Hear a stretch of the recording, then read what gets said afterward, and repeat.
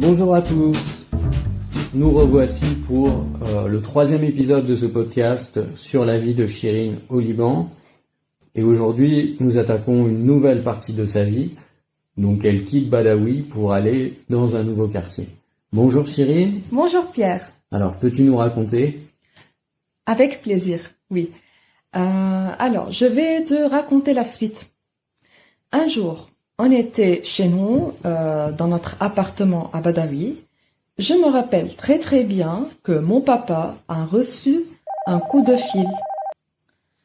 Il lui a été annoncé qu'il avait le choix de quitter son appartement actuel pour déménager et avoir un autre appartement offert par l'armée libanaise.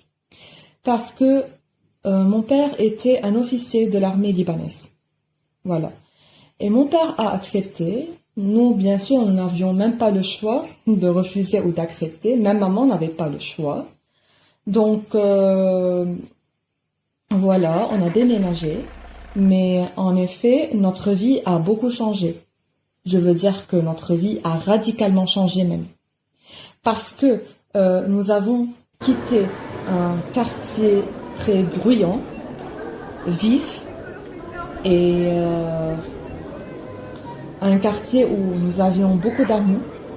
Et nous sommes allés vers un appartement qui se situe dans un quartier mort, peu bruyant, et en fait, il était rempli de police qui étaient des gardes du corps, parce que il s'agit d'un quartier bourgeois. Je ne sais pas si tu sais ce que ça veut dire, mais en fait, dans ce quartier vivaient des politiciens, des chanteurs, même des hommes d'affaires.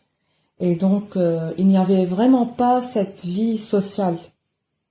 Et je me rappelle que durant cette période-là, maman a vécu une dépression profonde parce qu'elle n'était vraiment pas habituée à ce train de vie nouveau pour elle.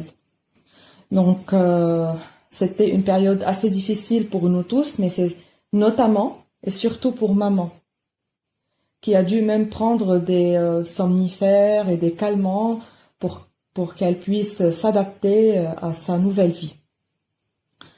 Donc, voilà. Par contre, ce qui distingue ce quartier, c'est qu'il était en fait si proche de la capitale de Beyrouth, mais en même temps, il était comme un petit village, c'est-à-dire il y avait vraiment un air frais, beaucoup de nature, beaucoup d'arbres, beaucoup d'oiseaux. Donc voilà, c'est la chose que j'aime le plus.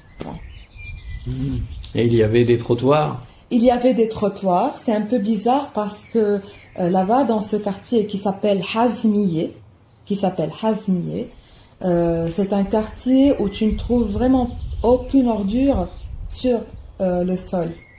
Ce qui est très différent du Liban, en tout cas d'aujourd'hui. Bah exactement, c'est un peu une exception, mais c'est parce que en fait, chez les gens riches, les gens riches veillent toujours à ce que leur quartier soit toujours bien entretenu et bien propre. Mais est-ce que les gens payent? Je veux dire, est-ce que c'est en fonction des quartiers? Oui, exactement, c'est en fonction du quartier. C'est-à-dire que, en fait, malheureusement, la plupart des territoires sont privés et il y a des gens qui payent pour que ça soit très bien entretenu et que ça soit très bien soigné et organisé. Mais par contre, en contrepartie, il y a d'autres quartiers qui sont très démunis et malheureusement qui sont habités par des gens qui ne peuvent pas payer.